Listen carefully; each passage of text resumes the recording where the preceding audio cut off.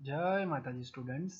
Last time हमने और कुछ डेफिनेशंस को ऑब्जर्व किया था जिसमें total income, gross total income, casual income and overall बहुत सारी टर्म्स को देखा। आज जो हम देखने वाले हैं उसके अंदर हम और दो तीन टर्म्स को देखेंगे, एग्रीकल्चरल इनकम को देखेंगे, नॉन एग्रीकल्चरल इनकम को भी समझेंगे। सबसे पहले जो आज की हमारी पहली डेफिनेशन है वो है डिविडेंड। ठीक है, सेक्शन हम यहाँ पे मेंशन कर रहे हैं ब्रैकेट में, just for your proper information. ये एग्जाम में सेक्शन लिखने की कोई आवश्यकता नहीं है, वैसे हमें पता ही है डिविडेंड क्या होता है, फिर भी एक बार फिर से ऑब्जर्व कर लेते हैं हम। That the act defines dividend as share in the profit of the company given to its shareholders. Shareholders को कंपनी जो प्रॉफिट में शेयर देती है उसे कहा जाता है डिविडेंड। उसके अंदर कुछ और भी टर्म्स, कुछ और भी पॉइंट्स इंक्लूड किए जाते हैं, वो हम डिस्कस कर लेते हैं। इतना पॉइंट में खास ध्यान रखना है कि डिविडेंड अगर इंडियन कंपनी से रिलेटेड कंपनीज के शेयर्स में से मिलता है तो it is totally exempted from 2003। Foreign company का जो भी डिविडेंड है वो जो है it is included as taxable income under the head of income from other sources. ठीक है, तो वो जो पॉइंट है उसके बारे में खास थोड़ा सा हम ध्यान रखेंगे। तो अब जो पॉइंट है उसके अंदर कुछ हम 5-7 इनकम जो है उनको ऑब्जर्व करेंगे जिसे डिविडेंड कंसिडर किया जाता है। Certain other payments are also included, like point number 1 जो है वो कहता है कि any distribution by company out of the accumulated profit. Accumulated profit में से कोई भी डिस्ट्रीब्यूशन कंपनी करती है तो उसे भी समझा जाता है डिविडेंड। देन सेकेंड पॉइंट जो है वो हमें कहता है any distribution of debentures, deposit, certificates in any form to its shareholders by a company, उसे भी हम कंसिडर कर सकते हैं डिविडेंड। कंपनी अलग अलग तरह से डिविडेंड डिक्लेयर करती है, वो आप सभी को पता ही है, कई बार आप पढ़ भी चुके हो आगे अकाउंटेंसी के अंदर भी। नेक्स्ट जो पॉइंट हमारा है, थर्ड पॉइंट, वो कहता है any distribution of shares by way of bonus to its preference shareholders out of accumulated profit, तो उसे भी हम इंक्लूड करते हैं एज डिविडेंड। ठीक है, ये सभी चीजें आपको पता ही है, जस्ट हम एक्स्ट्रा ऑब्जर्वेशन में देख रहे हैं इसे। ठीक है, फोर्थ नंबर से any distribution made by the company to its shareholder on liquidation out of profit, it is also considered as dividend. ठीक है, तो वैसे समझाने लायक है नहीं, आप समझ ही सकते हो, नॉर्मल वर्ड्स दिए गए हैं। Any reduction or returns of the share capital to the shareholder is also considered as dividend. Point number 6 के अंदर हम समझ रहे हैं any payment by way of advance or loan to shareholder of of a company having substantial interest in the company is also considered as dividend। ठीक है, तो वैसे आप नॉर्मल पॉइंट्स है, इजीली पढ़ लोगे एक दो बार तो याद रह जाएंगे। ठीक है, 7 नंबर का पॉइंट इंपॉर्टेंट रहता है, क्यों? क्योंकि कह रहे हैं हम एनी डिविडेंड डिक्लेयर्ड और paid after 31 March 2003 of Indian company, खास ध्यान रखना है, of Indian company is fully exempted in the hands of share holders. However company has to pay tax on such dividend paid to the shareholders। ठीक है, company के लिए तो वो जो भी प्रॉफिट है वो कंपनी का प्रॉफिट माना जाता है, वो शेयर होल्डर्स में भले ही बांटते हो वो उनके लिए टैक्सेबल होता है। यानी यहाँ पे हम जो टैक्सेबल कह रहे हैं वो फॉर द कंपनी है, शेयर होल्डर्स को कोई टैक्स पे करना नहीं है अगर उनको डिविडेंड मिला है from the shares of Indian company. Indian company में से मिला है तो कोई टैक्स हमें यानी शेयर होल्डर को पे नहीं करना है। अगर कंपनी के अगर आप ऑनर हो तो आपको तो टैक्स पे करना पड़ेगा ही। ठीक है, तो डिविडेंड का छोटा सा सेक्शन है, इंपॉर्टेंट है, खास ध्यान रखना है। अब नेक्स्ट डेफिनेशन में हम जा रहे हैं। जो नेक्स्ट डेफिनेशन हमारी है वो है कंपनी की डेफिनेशन। ठीक है, वैसे ये वाइड स्प्रेड डेफिनेशन है, बुक के अंदर डिटेल में दी गई है जिसे हम शॉर्ट में समझ रहे हैं। कभी कभी शॉर्ट डेफिनेशन पूछी जाती है 2-3 मार्क्स में, तो ये पार्ट आपको हेल्पफुल रहेगा। डिटेल में पूरी नहीं दे रहा, अदरवाइज 2-3 स्लाइड कंपनी में ही हो जाएगी, तो वो जब ऑफलाइन लेक्चर स्टार्ट होगा तब मैं एक्सप्लेन करूंगा ही फिर से, या फिर आप रीड करोगे इसमें से तो भी समझ में आ ही जाएगा, बुक अगर आपके पास है तो। अदरवाइज डोंट वरी, ठीक है, अभी छोड़ दो उसे, अभी इतना समझ लेते हैं। कंपनी मीन्स, तो इसे 3-4 पार्ट में डिफाइन किया गया है। एनी इंडियन कंपनी, ठीक है, और second any company incorporated outside India. जितने भी पार्ट है वो सभी मिला के कंपनी ही समझना है हमें। A company formed and registered under companies act 1956 includes a company, ठीक है, इंडियन कंपनी हो, जैसे हमें पता है लिमिटेड लिखा होता है।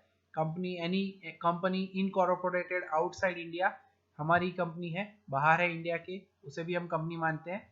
Formed and registered under the companies act 1956 है, तो भी उसे कंपनी माना जाता है। यानी ये जो ऑप्शंस दिए गए वो सभी को मानना है एज अ कंपनी, ठीक है। तो खास ध्यान रखना है, इसमें वैसे कोई कष्टदायक काम है नहीं। चौथा पॉइंट हमारा कहता है a corporation established under central और स्टेट एक्ट आईओसी, ठीक है, स्टेट या सेंट्रल एक्ट के हिसाब से जो भी कॉर्पोरेशन एस्टेब्लिश्ड होता है उसे भी हम कह सकते हैं एज अ कंपनी, ठीक है।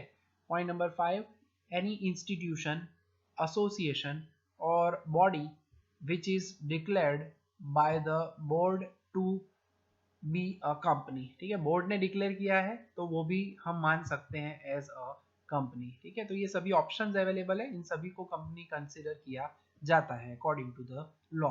The registered or the principal office of the company, corporation etcetera must be in India. यानी ऊपर जो हमने कहा 5 नंबर में, उसके अंदर खास कहा गया है कि रजिस्ट्रेशन जो उसकी रजिस्टर्ड ऑफिस है या मेन ऑफिस है वो जो है वो इंडिया के अंदर होनी चाहिए। तो उन सभी के हिसाब से हम कह सकते हैं उसे क्या कहा जाएगा, कंपनी।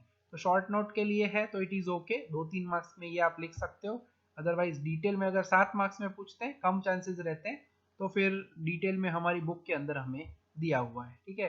फिलहाल अभी बेसिक कॉन्सेप्ट समझने के लिए कंपनी का इतना मीनिंग आप याद रख सकते हो, ठीक है। अब आगे बढ़ते हैं।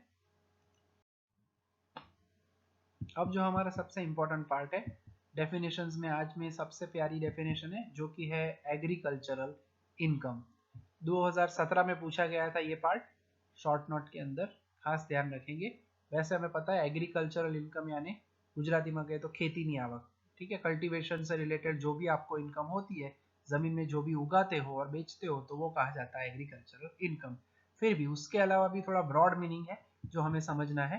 तो एग्रीकल्चरल इनकम क्या होती है उसका मीनिंग हमें यहाँ पे दिया गया है, 3 पॉइंट्स याद रखने हैं, ABC दिए गए।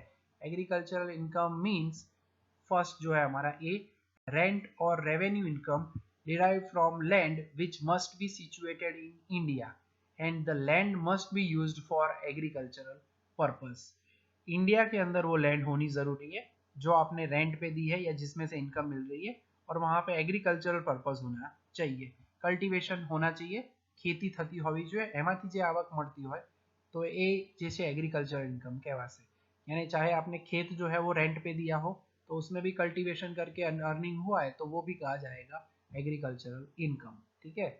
सेकंड जो है बी, वो कहता है the income receive from such land by agriculture, that means actual cultivation by agricultural process in this kind of land, ठीक है।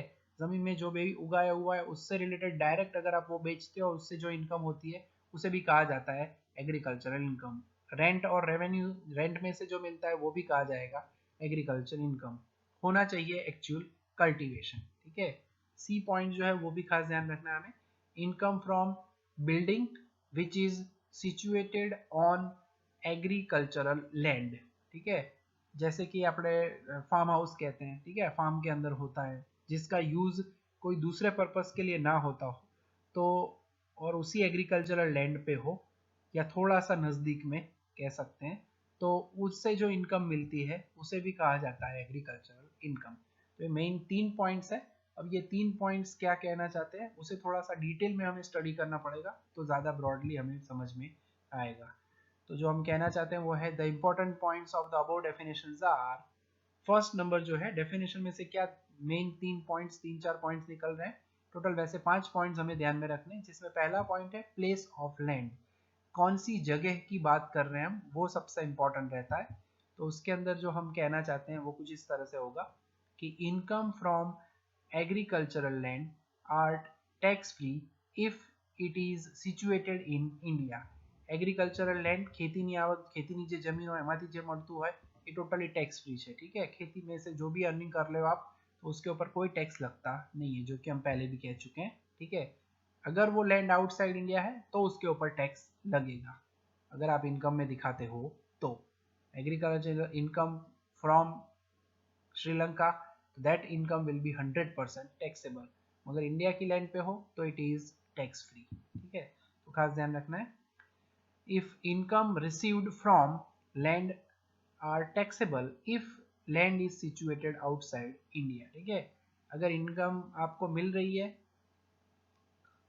बाहर की सोर्स ऑफ इनकम से, ठीक है, बाहर के कंट्री में से, चाहे वहाँ पे एग्रीकल्चरल पर्पस हो, वहाँ पे आप खेती करके अर्निंग कर रहे हो बाहर की कंट्री में से, तो आपको इंडिया में उस इनकम को अगर दिखाते हो तो टैक्स तो आपको पे करना पड़ेगा।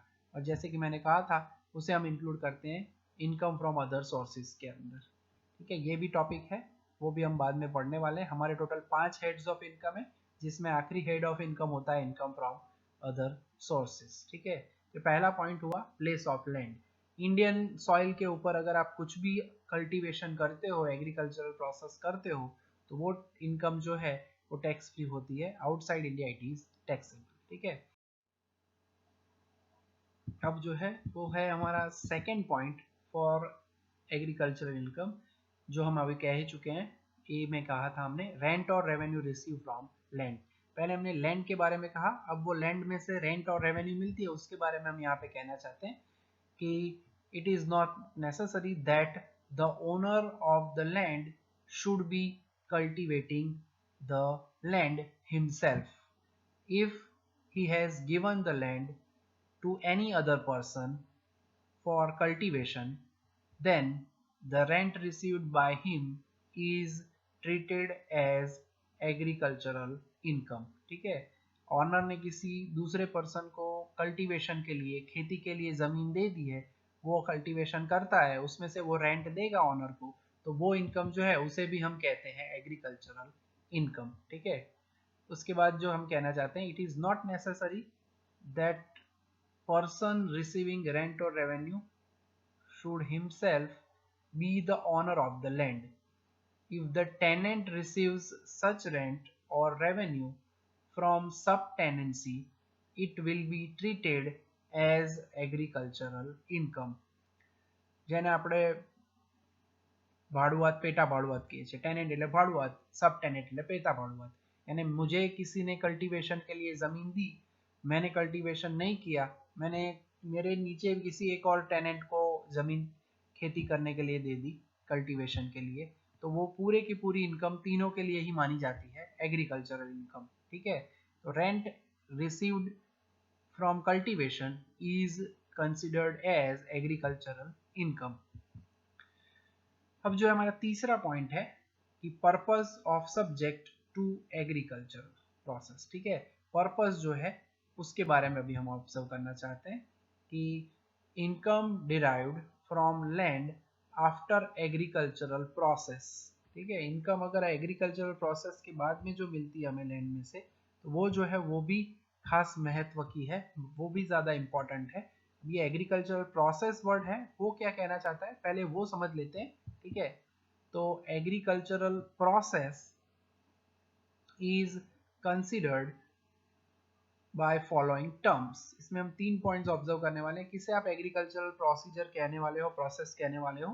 तो पहला जो पॉइंट है वो हम कह रहे हैं cultivation from primary operations like tilling of the land, sowing of the seeds, planting and similar operations on the land. ગુજરાતીમાં કહીએ તો જમીન ખેડવી, બીજ રોપવા, બરાબર, છોડ થઈ જાય, લણણી કરવી, એટसेट्रा एटसेट्रा। इन शॉर्ट पूरी जो कल्टीवेशन की प्रोसेस है, खेती की प्रोसेस है, उस प्रोसेस को कहा जाता है actually agricultural process. Normal meaning यही है हमारा जो हम समझते हैं एग्रीकल्चरल प्रोसेस में क्या होता है, ठीक है। सो वही पूरी पार्ट है। After that weeding, digging the soil, fencing etcetera are combined with the basic operations. जो ऊपर हमने कहा उसका ही बाकी का पार्ट है, weeding, digging the soil etcetera etcetera. तो इन शॉर्ट नॉर्मल मीनिंग होता है, मगर समझना जरूरी होता है, इसलिए हम ये पूरा पार्ट समझ रहे हैं। Agricultural produce includes in addition to fruit grains, vegetable, fruits, plantation, tobacco, sugar cane, groundnut, यानी ये जो सभी चीज़ें हैं उनमें से जो हमें आउटपुट मिलता है ये सभी हमारे जो भी अनाज है या यहाँ पे हम टोबैको कह रहे हैं, शुगर કેન એટલે કે આપણી શેરડી, ગ્રાઉન્ડનટ, બરાબર. તો આ બધી જે વસ્તુઓનું ઉત્પાદન થાય એનાથી તમે વેચાણથી તમને જે મળે એને પણ આપણે શું કહીશું एग्रीकल्चरल इनकम. इन सभी का सेलिंग करने के बाद जो भी इनकम मिलती है उसे भी कहा जाता है एग्रीकल्चरल इनकम. और ये सभी इंक्लूड होते हैं एग्रीकल्चरल प्रोसेस में से. ठीक है, तो ये 2 पॉइंट भी हमने ऑब्जर्व किए. अब पॉइंट नंबर 4. पॉइंट नंबर 4 हमारा कहता है income from the process of agricultural produce. Agricultural produce यानी एग्रीकल्चरल प्रोसेस के बाद जो हमें आउटपुट मिलता है उसे कहा जाता है एग्रीकल्चरल प्रोड्यूस. क्रॉप्स कह सकते हैं हम. Certain agricultural produced are not in saleable state and they have to be processed to make them marketable. ठीक है, चाय के पत्ते हैं, सीधे हम चबा के मिल्क डाल के चीनी खा के चाय नहीं बनाते, उसको भी थोड़ा प्रोसेस करना पड़ता है. रबर ट्री में से जो रबर निकलता है उससे सीधा इरेजर नहीं बनता. ठीक है, सीधा रबर बैंड नहीं बनता, उसके लिए प्रोसीजर करना पड़ता है. कॉफ़ी बीन्स है वो सीधे दूध में मिला के हम नहीं खा सकते, उसकी भी प्रोसेस होती है. यानी प्रोसेस करने के बाद ही आपको वो चीज़ें हमें चीज़ें बेची जाती है. तो उसके बारे में यहाँ पे पॉइंट नंबर 4 में कह रहे हैं. ठीक है, अब जो पॉइंट नंबर 5 लास्ट पॉइंट है हमारे डेफिनेशन में से एग्रीकल्चरल इनकम में से, और वो कह रहा है इनकम डिराइव फ्रॉम बिल्डिंग. पूरा डिटेल में ये डेफिनेशन को 5 पॉइंट में हम समझ रहे हैं, खास ध्यान रखना है.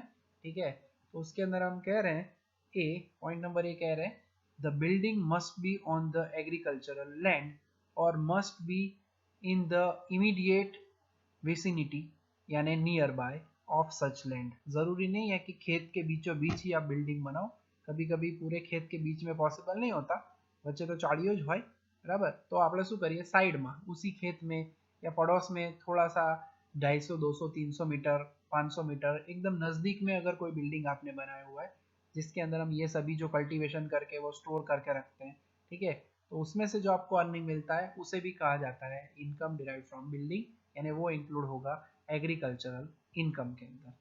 थियरी का पार्ट है, बोरिंग लगता है मगर कॉन्सेंट्रेट करो क्योंकि टैक्सेशन में थियरी वेरी वेरी इंपॉर्टेंट है for scoring marks. The building must be required as dwelling house, as a store house or other outbuilding. जैसे मैंने आगे कहा जो भी हमारा कल्टीवेशन है જે પણ આપણા પાક હોય એને આપણે ખુલ્લામાં રાખીએ એવું જરૂરી ના હોય, સાચવીને મૂકતા હોઈએ, स्टोर हाउस तरीके भी यूज થાય, राइट. वहाँ पे हम रह भी सकते हैं और कल्टीवेशन का पार्ट यूज होता है, तो आउट बिल्डिंग तरह से भी यूज होगा, तो वो भी इंक्लूड होता है एज एग्रीकल्चरल इनकम के पार्ट में. ठीक है, तो ये बिल्डिंग में वर्ड जो यूज होता है उसमें कौन से टाइप की बिल्डिंग हो सकती है, तो यहाँ पे उसके बारे में हम कह रहे हैं. थर्ड पॉइंट जो है हमारा C, that is the land must be assessed to land revenue. Land revenue का एक्ट है, उसके हिसाब से वो लैंड असेस्ड भी होनी चाहिए. ठीक है, जिसके बारे में अभी ज़्यादा समझने की आवश्यकता नहीं है. तो इन शॉर्ट ये 3 पॉइंट याद रखने आपको कि बिल्डिंग जो है उसके अंदर क्या क्या पॉइंट इंक्लूड किए जाते हैं, तो वो ये 3 पॉइंट हमारे पास अवेलेबल है. अब जो हम देखने वाले हैं, पहले अभी जो हमने पूरा देखा वो एग्रीकल्चरल इनकम का पार्ट देखा. अब फुल्ली एग्रीकल्चरल प्रोसेस नहीं होता, जैसे मैंने अभी ऊपर थोड़ी देर पहले कहा था पॉइंट नंबर 4 में, जैसे कि रबर है, टी है, कॉफ़ी है, टोबैको है, तो वो उसके लिए थोड़ा सा हमें प्रोसीजर करनी पड़ती है जो कि मशीनरी से होती है, कुछ मैन्युअल प्रोसेस होता है और सीधा सेलेबल नहीं होता. तो वो जो इनकम होती है उसे कहा जाता है हमारा पार्टली एग्रीकल्चरल इनकम. ठीक है, तो वो पार्टली एग्रीकल्चरल इनकम के बारे में हम अब देखने वाले हैं. तो पार्टली एग्रीकल्चरल इनकम वैसे नाम के ऊपर से ही है, आप समझ ही सकते हो. ठीक है, तो वो जो कहना चाहते हैं वो मीनिंग देख लेते हैं. नॉर्मल है, एकदम सिंपल है. There are certain income which are neither wholly agricultural nor wholly business income. So they contains some element of agricultural income defined in the act and hence they are treated as partly agricultural income. तो fully totally regular agricultural income नहीं है. गेहूं के बारे में बात करो, right, ઘઉં જે છે એના વિશે વાત કરો તો એ પ્રોસીજર જે છે એ પ્યોરલી एग्रीकल्चरल इनकम થાય. सफाई करिए मशीन थी, ये वस्तु अलग है. बाकी कुछ ऐसी चीजें जैसे मैंने आगे एग्जांपल दिए उसमें एग्रीकल्चरल प्रोसेस होती है, पहले उगेगा, बाद में उसके ऊपर आप कुछ प्रोसेस करते हो मशीनरी से, क्लीनिंग करो, सुखाओ, देन ट्रीट करो, उसका पाउडर बनाओ, बाद में बेचो। कॉफ़ी में होता है, कॉफ़ी बीन्स भी होती है, डायरेक्ट कॉफ़ी पाउडर मिलता है जो हमारा नेस्कैफे, तो वो जो है नेस्कैफे सीधा नहीं उगता, पहले वो बीन्स मिलते हैं, बीन्स के ऊपर प्रोसीजर की जाती है पूरी, फिर पाउडर बनता है और फिर हमारे पास आता है। ठीक है, तो ये जो पूरी एग्रीकल्चरल इनकम है, इस टाइप के इनकम को कहा जाता है पार्टली एग्रीकल्चरल इनकम। ठीक है, तो ये तो आप इजीली समझ ही सकते हो। तो फॉर एग्जांपल हम कह सकते हैं income earn from sale of tea, coffee और रबर ग्रोन एंड मैन्युफैक्चर्ड। ठीक है, तो इसे इंक्लूड किया जाता है एज पार्टली एग्रीकल्चरल इनकम में।